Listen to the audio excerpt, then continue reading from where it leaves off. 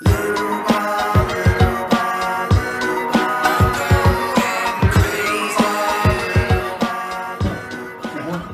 in the welterweight division gave? That's the problem. I understand. I mean, I know how matchmaking works, so it's problematic. But also to look at the round robin concept, he went over there and he beat Kell Brook. Look, ideally there's a Mexican in 147, then there isn't. But like, I hear you. He beat Danny and he beat Porter, and he's been hurt. So like, you have had sort of the best fighting, the best. One other thing, I don't want to take like, you know, look, the fact that boxing is you know, soccer and boxing, it's probably 1-2 in Great Britain. But I made this point before, I'm going to make it again. Those big global fights you keep talking about, those only happen when it's in the economic expediency of the British fighter. Because what they do and how they build their records over there is by fighting for the Commonwealth title and the British title and the UK title and like 85 different titles that are local, and they tend to be honestly very like sort of yeah, I'm not saying before something that's not really there. Right. Well, the other thing to think about and realize with the UK market, there are no professional sports there. I mean, other than soccer, you do not have professional basketball. You do not have professional I'm just baseball. saying make these guys global. It could be Britain. I mean, look, if they were Australian who were legitimate as opposed to Jeff Horn, I'd say great, because obviously the Aussies went nuts and that was a huge thing. But you think Jeff Horn's going near either one of these guys anyway? no, of course not. By the way, he'd fight Jeff Horn. I don't give a probably I don't want to handle watch it, and I wouldn't want to see it. Okay, Hey, guys. we'll carry this on afterwards. Do you have any other questions? I have one more question. Keith, you mentioned Terence. You mentioned the dogs in the division, yourself and Arum. Right now, there are those who would think that Terence Crawford is the best fighter in the world. He's probably getting ready to invade welterweight waters. He'll beat Jeff Horn, and then that would give either one of you a situation to really look at. Right now, there seems to be an impasse with certain fighters not being able to fight other fighters. I guess Lou and Steven, this is a question for you too. How difficult would that fight be to make? Because it would definitely be relevant if Terence Crawford were to go and beat Jeff Horn and then become the WBO welterweight champion. I'm sure neither one of you was shy away from that fight. Earl, you've talked about it before, and Keith, I'm sure. What are your thoughts regarding that? Yeah, you know, he's got a lot of respect for the way he's dominated 140 and the things that he's done with his fights. You know, to me, what really put him on the scene was Gamboa, who really was a smaller guy. And, you know, Gamboa has a little bit of issues. You know, I'm just gonna say hands down. You know, he like to say man down, but Gamboa has an issue. It's called hands down. And you know, Crawford dominated the fight. It was slightly competitive, and then he really just started to take over. And he whacked up a lot of other people, but he ain't whacked up a welterweight yet. You know, you want to talk about making him relevant? He does need to make himself relevant in this division. I understand. That makes him relevant. Like, I'm not saying he's as good as you, but he's definitely a. No, I mean he's a 140 undisputed champion. When he can come up in this weight division and pretty much fight anybody in the top 10, he deserves that for the most part, and I understand that. But we are so flooded with talent. He is going to have to make himself relevant at 147 before he gets his hands on us for the most part. You know, he's not simply just going to be able to say some names and get the fights that he wants. He's going to have to walk into the division, put a hurting on some dudes, and make himself relevant. That's how I truly feel. And when he is a relevant 147 pounder, if he is a champion, then, you know, then we can really look at him and negotiate, because, you know, you're saying, you know, I know he's high ranked in the pound for pound list and things of that nature. So people think he's the best fighter in the world. You know, like I said, real talk, a lot of people think they know who the real dog is at 147, but we don't know. We don't know. There's work to be done in this division, and it's a beautiful thing that you guys will get to watch it. Let's also see when offers start getting thrown around, if they ever get thrown around. Let's see if they're really like come and fight Miguel Cotto, or if they're come and sign and go with a promotional contract with Golden Boy Promotions to fight Miguel Cotto. So let's see if Terence Crawford is, let's fight Terence Crawford, or let's see if it's come and sign with Bob Arum if you want to get a chance to fight Terence Crawford, because those are two very different things. Quick question for Errol, to your left. Just be the last question, then we're going to have Deontay Wilder's going to come down. We'll let the welterweights. Errol, so we're here tonight to your left. Heck of a lineup of 154-pound champions tonight. Do you have a timeline in your mind if a fight with Keith for some reason can't get made, let's say in the next 9 to 12 months, that you would say you're going to go to 154 and take on some of those big guys there? I said that before, but I mean, 147 needs to be cleaned out first before it's to jump at 154. I mean, if it's the right opportunity and I can fight for a title at 154, I may consider it. I have no problem making 154. So, but right now, my whole focus is on the 147 division. It's a lot of great fighters, a lot of great names, and I feel like, my legacy, would be solidified with dominating the 147 division and being the undisputed welterweight champion of the world. So I got to put 100% focus in that first before I move up and try to conquer another weight class. Question for Errol and Keith. We have 3 great fights here tonight. What are your thoughts on the 3 fights? I think the Jamel Charlo and the Lubin fight, that's the fight everybody's been talking about. You got the young, hungry guy, just like I was, young, hungry, thinking he can conquer the world. He's coming in to take the title. And you got Jamel, he's young too, but he has a lot of experience. He's like 29, fought a lot of good veterans. And, Jamel's a big guy. Me personally, I'm in camp with Jamel. We had the same coach. We've been in camp with him for 8 weeks. He's looking sharp. He's looking great. Iron, sharper iron. So I see Jamel pulling it out. With Austin Trout and Hurd, I feel like that can go either way. Austin Trout is very slick, very cagey. He's a veteran. Hurd's slick too, but I feel like Austin Trout has the edge in that. That can go either way.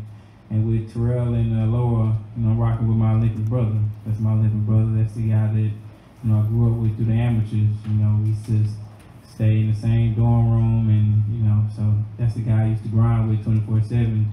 Before I was a professional. So that's the guy I'm rocking with. Hopefully he can win this title and become another Olympic brother who won a world title from that 2012 class.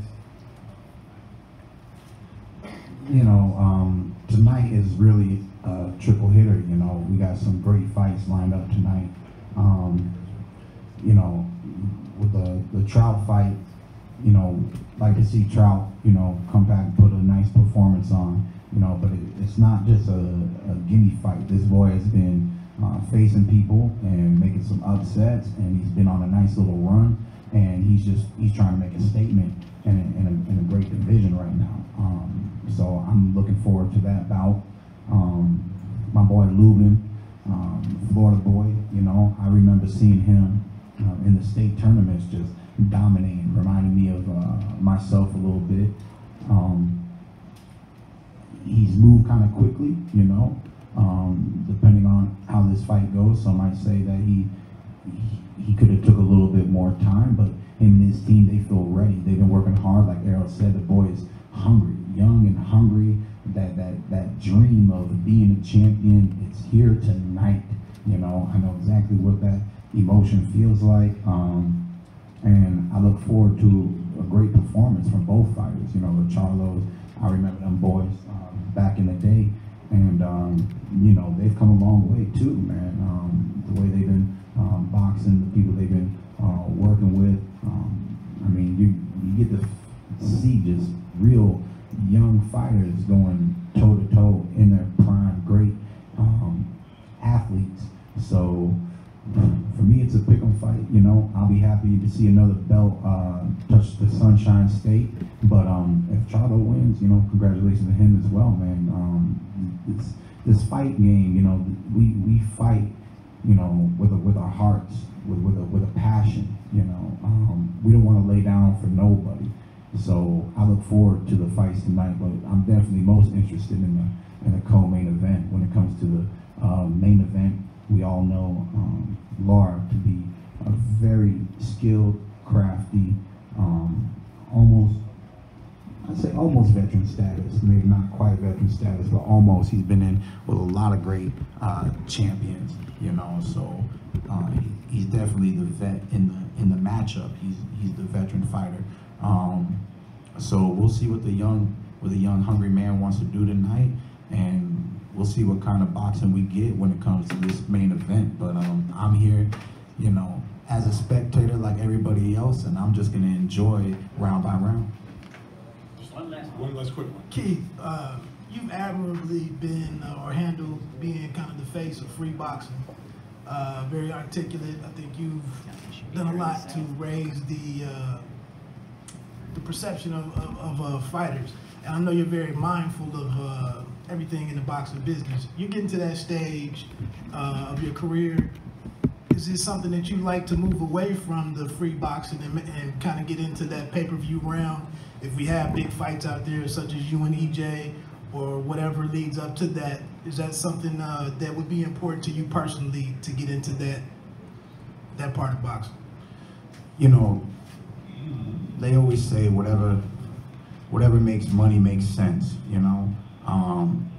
There's a reason why every single fight, there's a brand new contract, you know. There's a reason why we like being free agents, is because we can negotiate anything, okay? We can negotiate anything. I can negotiate fighting at your mama's house, you know what I'm saying? And just get a crowd of people and make them pay for it, whatever. I'm a prize fighter, okay? But obviously, I enjoy it, to be honest, you know? I think it's a very special thing to have free boxing, you know? I've said it many times.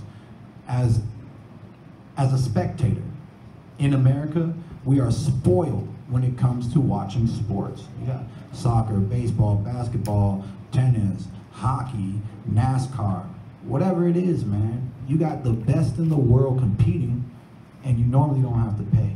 So to ask the American public to come out of pocket, you know, I guess I'll say there is a time and a place, there is. But right now, financially, we're satisfied with what has been happening, and it's a beautiful thing knowing that 5.5 million people watched me face Danny Garcia. We put it on pay-per-view, and then you got 1.2 million, you know. Can I make more money? What's the deal? You know, I'm a very humble person, man. I don't come from much, so, you know, the reason why back in the day fighters would take fights and Don King would make all this money behind the scenes was because when they offered the fighter $2 million, that fighter's never seen $2 million, okay? And I remember something that Ben Getty used to say, you know, you don't worry about what the opponent's making. All that you need to do is be satisfied with what you're making, you know? And I've been that throughout my whole career. I've been satisfied. So I guess I just don't have a greedy mindset. I just enjoy living the life that I have. My life might not be here tomorrow. That's real talk. We take life for granted and a lot of things for granted. But knowing that 5.5 million people get to see my fight, knowing that it's on free network television, there's a lot of young children.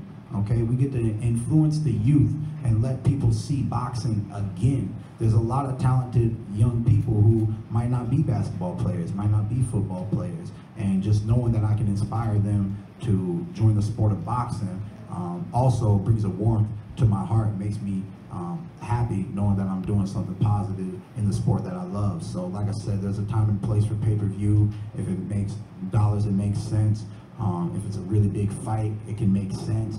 But I'm open up for negotiation, and I won't say no to anything. But right now, I'm satisfied with the way that my career has been going.